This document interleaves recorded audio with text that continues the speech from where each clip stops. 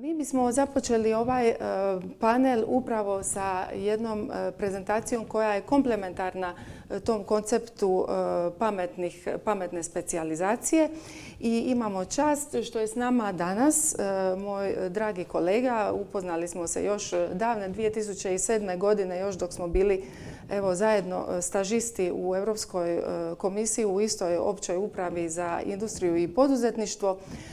Marcus je sada osnivač i izvršni direktor svoje firme koja se zove Future Place Leadership, a koja upravo pomaže regijama, državama, gradovima u procesima brendiranja i inovativnim strategijama. Marcus je radio i za švedsku vladu, i za Europsku komisiju, i za Baltički forum. Marcus, da li se čujemo? Hello, Marcus. Hello. Hello, good afternoon. Is everything fine in Sweden? All good. Yes. Sun is shining. All good. So we are here. That's great. So it's springtime here also in Croatia. I just wanted to say thank you very much for accepting to be our speaker today. I gave a brief introduction of yourself and your company and your activities in the past time. And please tell us, why is it so important today to be positioned in a global context? Why is that important for regions, for places, for cities? What do we have to do to stay competitive in a global context? Please, the floor is yours.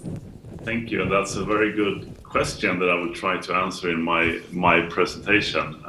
But the brief answer would be that if you have a strong brand and you position yourself in a good way as a place, it makes your life easier as a city or country or region.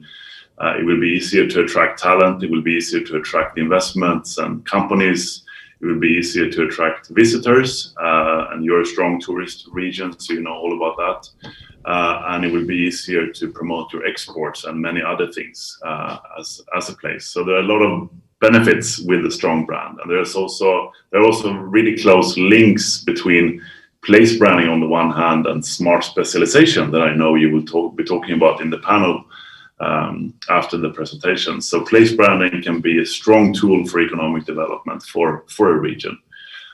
It's a great pleasure to be here with you virtually, at least. I hope next time I can join you physically at the conference. But I really like this hybrid way of doing a conference, and I think that's here to stay. So I'm going to talk about innovative place branding, and I'm going to base my presentation to a large extent on the report that we launched just before Christmas, the Nordic Place Branding Report 2020, which is kind of packed with successful cases of place branding for economic development and for place development. And the challenges that I will try to talk about and the challenges that we need to deal with as a place is that how do you as a place stand out and catch the attention of your target groups in kind of a hyper communicative world? And what is a hyper communicative world? Well, that's a world where everyone wants to communicate and be seen and heard. So as a place, we compete with others that want to catch the kind of mind space of our target groups. And those others, that could be corporate brands, products, services, celebrities, influencers, media, and all the rest that are trying to communicate. Because people only have a certain amount of attention span for communication. So that's the challenge we're up against.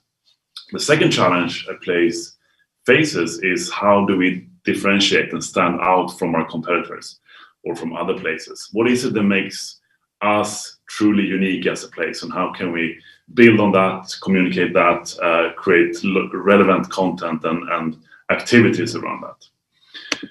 And one point that I will try to make is that as a place, the number one thing you need to do to build a brand is to earn a reputation. You need to be known for being good at something specific or provide particular value or relevance for your target group. So this is mainly not about marketing, I would say, or communications. It's more about the activities that you do and how they create value and relevance for your target groups.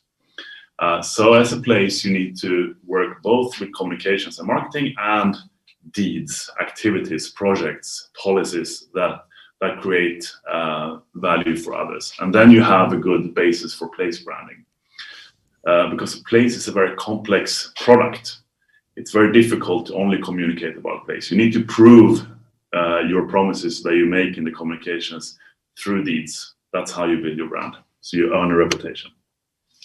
I'll talk about 5 principles of innovative place branding before we move on to a question and answer session. And I know that Mira has a few questions. So these are 5 principles that we see are of particular importance for place branding. So number 1, as a place, it's not only about you. We see a lot of places that focus on that they want to attract people to the region or companies to the region because they want something from those companies or people. Tax money, they want people to buy their products or come to visit as a tourist or what have you.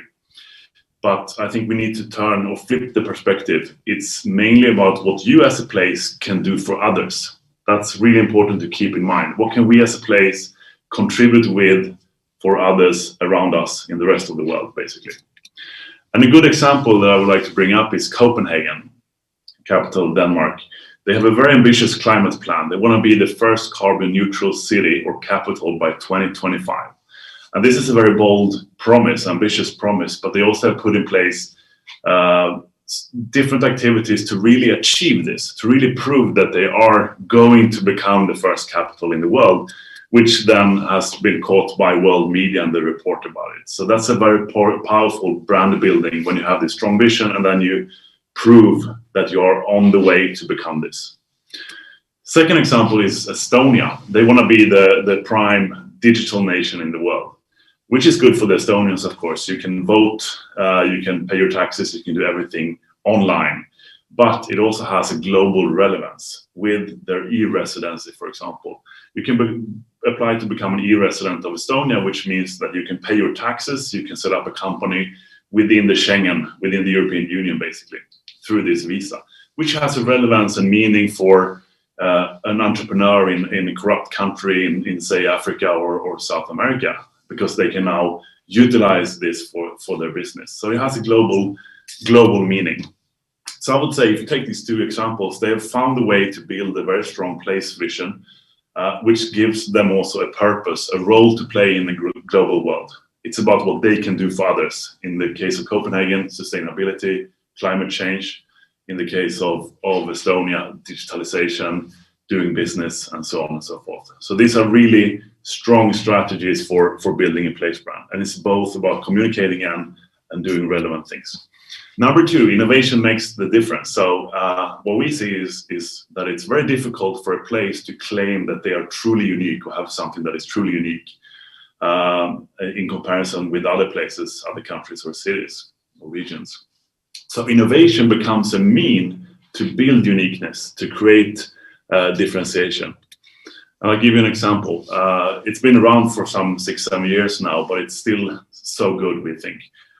This is from Ulo in northern Finland. It's by the polar circle. So this guy in the ice, he is pitching his business idea for as long as he can stay in this freezing ice. And this is in February by the polar circle. So it's freezing cold. And the people in front of him, they are an international jury of venture capitalists. And the challenge they had in Ulo was that they have a big computer gaming cluster. They had a lack of venture capital. They started talking to students and others. What can we do? Something creative to catch the attention of the venture capital industry. They came up with this idea, and the venture capitalists, they loved it. They went there. The global media players loved it, the BBCs and the CNNs and the rest. They came there to look at this because it was so creative and innovative. And now they have put Ulo on the global map of venture capital, and venture capital is pouring in and problem is solved. So this is really about taking your unique factor, because this is typically Finnish. This is what you do. You go to the sauna and then you go ice bathing, and then you build something on your uniqueness and create something interesting and humorous in this case around this. And this has become a major thing every year now, with the big scene and lots of media and teams, startup teams coming from all over the world to pitch. And it's being exported to other countries. So that's a good example of innovation. Example number 2, Faroe Islands, the group of islands in the Atlantic Ocean, North Sea, in between Iceland and the UK, basically. So quite far away from everything. They have, over a number of years, launched numerous really innovative campaigns. And this is one that they launched a couple of years ago. They had a problem with over-tourism. They basically closed down the island for, I think, a weekend or a week, and said that you can't visit because we need to clean up. We need to do maintenance in the island. But they invited people through a contest who could come there and help them clean up. So I think around 100 people won the contest, and they could come there and help out. And this became viral in global media because it was really innovative and new way of doing things. More recently, last year during the pandemic, they launched remote tourism, where you can sit in London, for example, with your mobile, and you experience the island through someone who's walking around and showing you the island there, on being physically there. Also really innovative, also caught the attention of world media and became viral again. So it really shows what it takes in terms of innovativeness or creativeness to catch the attention of media and others. So if you ask the Faroe Islanders, they would say, stick to your DNA and do rather than tell. So it's about showing, not telling, to earn a reputation. That's the best way you can do it. Number 3, the way to gain a good reputation is to endeavor to be what you desire to appear, as Socrates said a long time ago. And this still holds true, I would say. And this is about, if you want to create the reputation, you really need to be what you want to be seen as, right? So again, it's about showing, not telling. We can take Oslo, capital of Norway, as an example. They have a brand platform, a brand filter. They say they want to be pioneering. They want to be the world's favorite compact city. And how do you combine these? How can you be pioneering and a compact city? Well, if you want to be compact, you want to make it possible for people to walk around. So they basically banned cars from the city center, and now people can walk around bicycling. Shops have seen an increase in number of people coming to them. Accidents have gone down considerably. No one was killed in a car accident in the city center, someone who walked or on a bicycle last year. So everything has improved. The climate is better, so it's good for sustainability. So this is really about being what you want to be seen as, right? As a place. Stockholm, my hometown, is another example. They want to be seen as a woman's place, meaning they want to attract talent to come and work for the tech scene companies, the startups, and they especially want to attract women by saying that this is a really good place to be a working woman in these companies.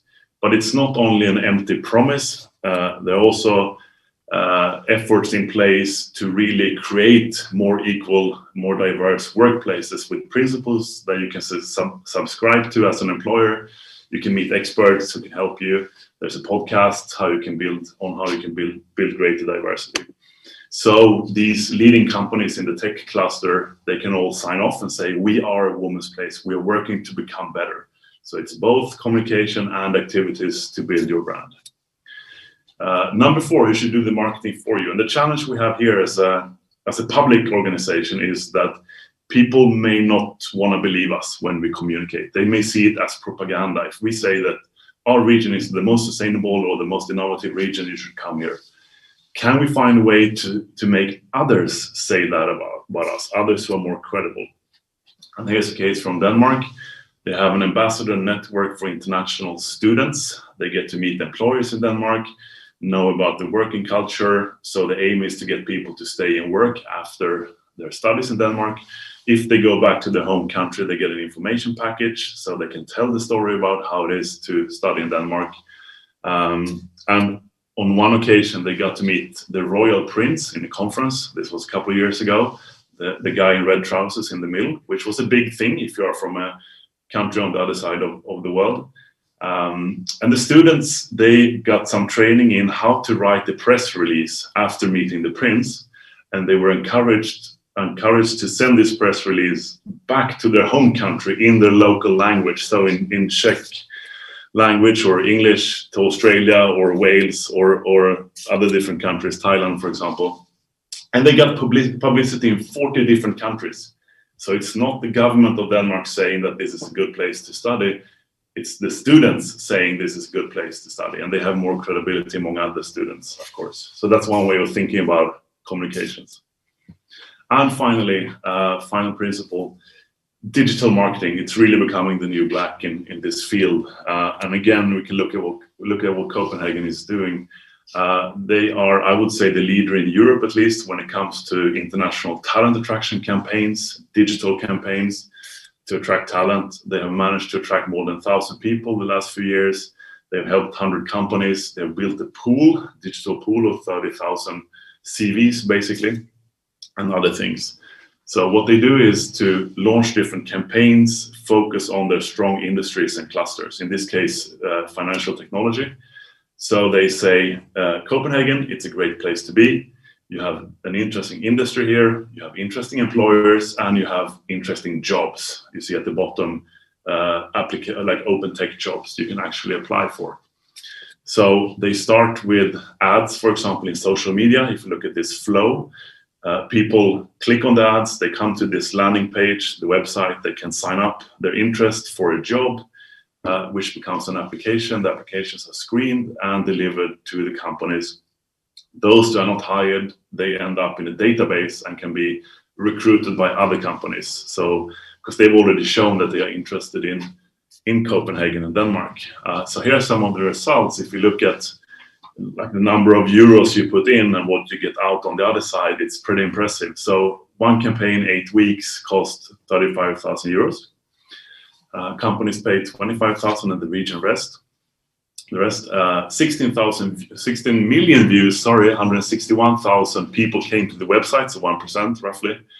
4,000 emails collected for the pool, the talent pool, 904 applications for 33 jobs, 284 candidates delivered to the companies and 83 candidates interviewed. So 35,000 euros and 83 candidates. That's pretty impressive. If you think about what you pay for one recruitment, if you pay a recruitment agency, for example. It's a very efficient machine, marketing machine, and you know exactly what you get out for the money you put in. That's a really good thing with digital marketing. You can measure the return on investment.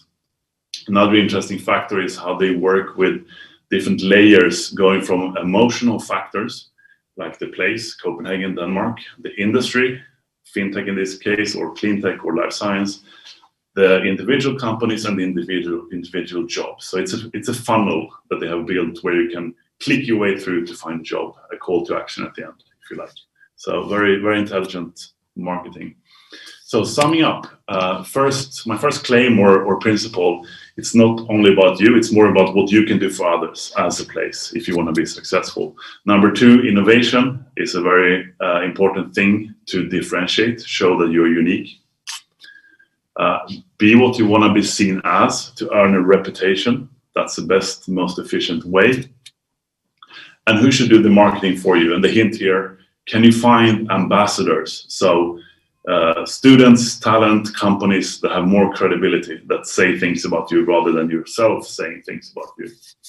And finally, the digital place marketing is kind of the new black, we think. It's very cost efficient, it's effective, you can measure the impact. So these are my five principles in 10 or 13 minutes, maybe.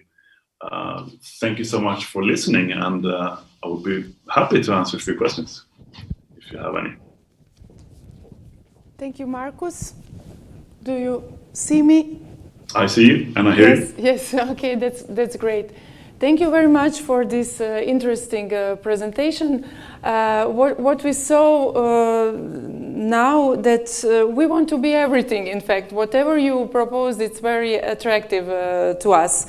So, but to put it in a nutshell, we have to be green, we have to be digital, we have to be innovative, creative, we have to respect the environment, be sustainable, and etc. But tell us how to start, how to choose among all these areas, how to choose the scope where we are best in. Well, for that you need a kind of change process or involvement process. So you gather your stakeholders, you have a very intensive dialogue about what is it that we want to focus on, where can we be the best. I can go to the next slide. I mean, these are a few questions that I would start with to ask, like, what is it that we can offer others? What's kind of our gift to the world? How can we become relevant for others? And then you look at where can we excel and be best in class? Can we find a niche? And this links to smart specialization. Can we find a niche where we either are the best already or can become the best? That's a very powerful start. And then you start building on that. And that could be a broad niche and it could be a very, very narrow niche. And I know this island you have, Slarin, that has become the first island to ban plastics in Croatia, which I think is a very interesting move. And that's really a good starting point for building a brand, because then you show that you can become an example and a role model for other regions in other countries. So if you can find these examples, that's a very good start. Marcus, are those processes expensive? Do we need to invest a lot in order to brand our region? I mean, to find out what you will be working with in your branding is not that expensive. But then, of course, as my main point is, it's mainly not about communications. It's more about finding these relevant activities that can make your place interesting and relevant for others. These are, of course, more costly. But if you can find these really cool campaigns that go viral, they don't need to be that expensive. If you look at what Faroe Islands did or this Finnish city Oulu did, it's more about being really creative than paying lots of money for a campaign. Yeah. So they don't need to be extremely expensive. Yeah. So we have to, we understood we have to have assets, we have to have values, and we have to have some also products in order to communicate it. But tell us a little bit more about communication itself in today's world. Is it also a burdensome process? Is it a costly process? And how does it go with all this social media and with languages? You know, do we have to translate what we have into all possible languages? And what is the process? That's a good question. I think, doing things in English will take you far. You don't need to translate much more than that if you don't have any special target markets in other countries where they don't speak English. But I mean, to catch the attention in social media, for example, and with marketing, you need to find these cool examples. You need to find the content that is entertaining, that is catching people's attention. And these could be small things. I know like a food cluster. It's a cluster of food producers. They on their Facebook page, they post a recipe every Friday, because they know that people will go shopping for the weekend on Fridays.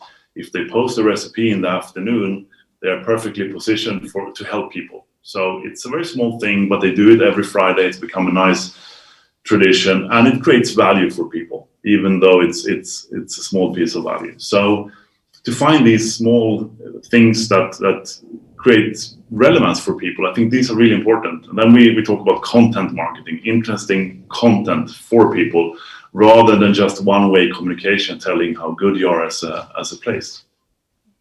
Thanks. And for me, it would be the last question, where we can find, is there any database of good examples that we can use in order to get inspired? Good database. Not that I know of, really. I mean, our report has 10 cases, so that's a start. You can download it for free on our website, so futureplaceleadership.com. Similar reports I would recommend to look at, but I can't really think of a database. Maybe there is a research team somewhere who has put something like that together, but I haven't, not to my knowledge. maybe we should cooperate and make one project and gather all those good examples and share it to the world. Yeah, yeah. Good idea. Yeah. There's a journal called Place Branding and Public Diplomacy. Mm-hmm. There you can find lots of research on place branding and then perhaps good examples. Mm-hmm. Okay. So thank you, Marcus. This was for me very useful and inspiring. I will ask also my colleagues here, my friends, do they have some questions for Marcus? Some explanations or comments? No, nothing for now, as I can see. Well, thank you very much. Thank you. We leave you now. If you want to watch our panel, we will translate it later on. So we will have titles on our YouTube video, and we hear each other. Thank you very much again. Sounds good. Thanks a lot. See you soon. See you soon. Bye.